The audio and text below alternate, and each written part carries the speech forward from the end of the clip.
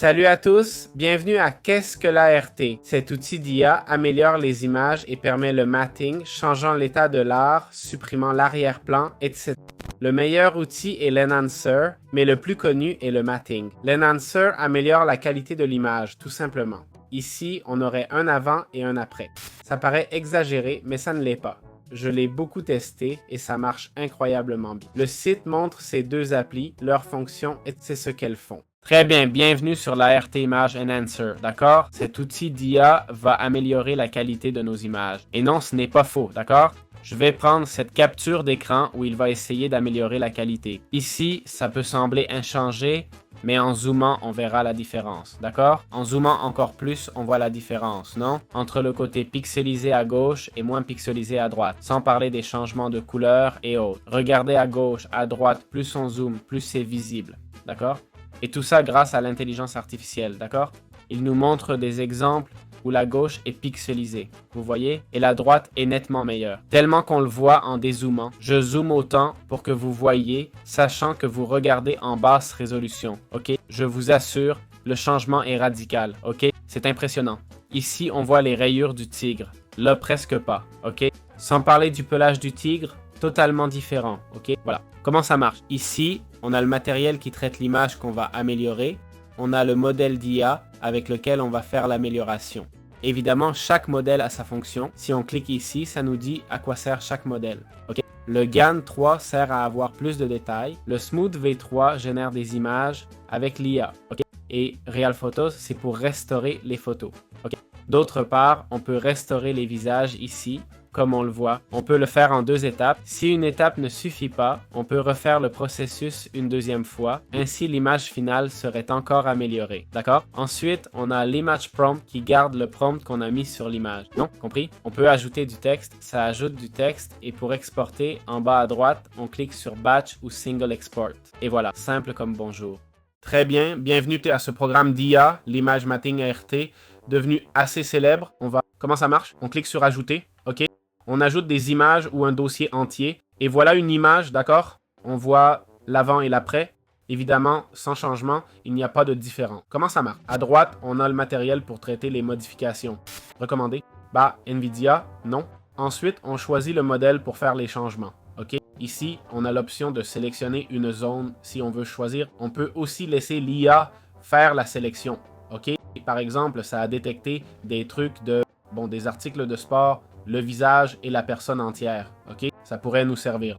D'autre part, ça permet d'équilibrer la luminosité et tout, ok? Ça nous permet d'avoir un traitement fluide, d'accord? Qu'il y ait de l'emphase sur les lignes ou qu'on inverse l'alpha mask, ok? Je le déconseille. Pour le diff, on peut, vous voyez, pivoter l'image un peu, on peut la tourner, ok?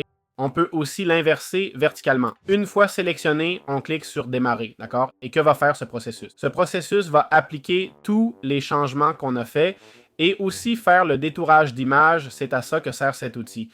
Comme vous voyez, ça prend presque pas de temps. Tout se fait dans notre ordinateur, c'est-à-dire que le traitement fonctionne en local. Là, vous voyez la mémoire, ça consomme 2 Go, ok? C'est l'ordi qui le fait, pas un serveur. Et voilà le résultat, assez brutal, non? Ici, vous voyez, il a raté quelques détails. Les jambes sont bien, mais il a échoué juste là, ok? La couleur du fond et de la chemise sont très similaires. Je l'ai fait exprès, vous voyez? Disons qu'il a raté ça, non? On peut sélectionner notre gomme ici, d'accord? Ou plutôt notre pinceau, et repeindre la partie qu'on veut récupérer, ok? Maintenant, on l'a récupéré, vous voyez? Cette main aussi, on peut la récupérer. On veut enlever ce cheveu bizarre ici, non? Allez, on bouge un peu, on zoome, on prend la taille, ok? La taille, et on va enlever tout ce bruit. On l'efface, d'accord? On n'en veut pas, donc voilà. On change encore la taille, on va par ici, dans cette zone. Peut-être trop changé, non? Et là, quand j'enlève ça, c'est bien mieux, non? Là, évidemment, je l'ai rendu super compliqué, hein? C'était exprès, mais parfois, ça marche vraiment bien, tu vois? Donc voilà, on peut changer le fond, le mettre en blanc, le faire, mettre l'effet plume, ok? L'effet flou, noir et blanc, pixelisé, enfin plein d'effets, quoi. Le RGBA, et on peut changer le masque, tu vois? Si on veut voir l'arrière, au lieu des modifs manuels que j'ai faits, on aurait pu changer le masque direct, ok? C'est une option aussi, et sûrement plus rapide, non? Les masques se font ici, tu fais 3 points, ok? Et là, tu modifies les différents paramètres, voilà. Et c'est tout. C'est comme ça que ça marche, cet outil. Bien, examinons les plans de paiement ART, Image Marking et Image Enhancer. Je serai franc. Voici les deux outils. Allons à Acheter.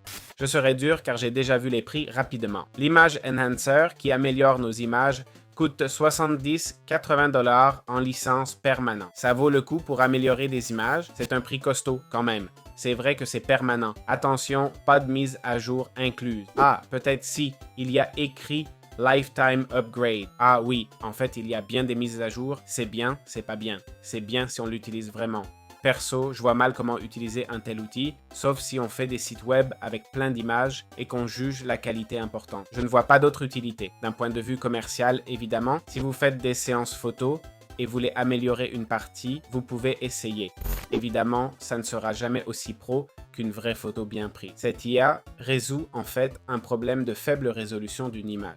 Au final, si vous êtes expert, ces 80 $ seront peut-être plus rentables ou il vaut mieux investir dans un appareil photo de meilleure résolution selon le type de photo que vous voulez plutôt que d'utiliser l'IA. Chacun prendra sa décision. Ensuite, il y a l'image matting que je trouve absurde et ne recommande pas.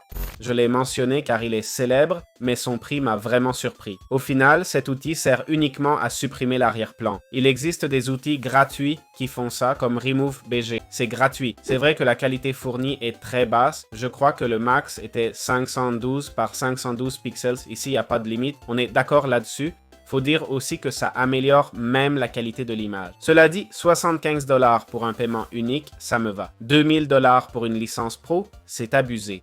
Ça me semble complètement hors de prix. Je répète, 75 $ pour une licence à vie. Si vous comptez l'utiliser beaucoup, foncez. Voilà, c'était la revue des prix. Les deux outils marchent vraiment bien, c'est sûr. Ils sont top et n'ont qu'une seule fonction, améliorer l'image et enlever l'arrière-plan. Ils font que ça, mais si bien qu'ils valent leur prix. Voilà, c'est aussi simple que ça.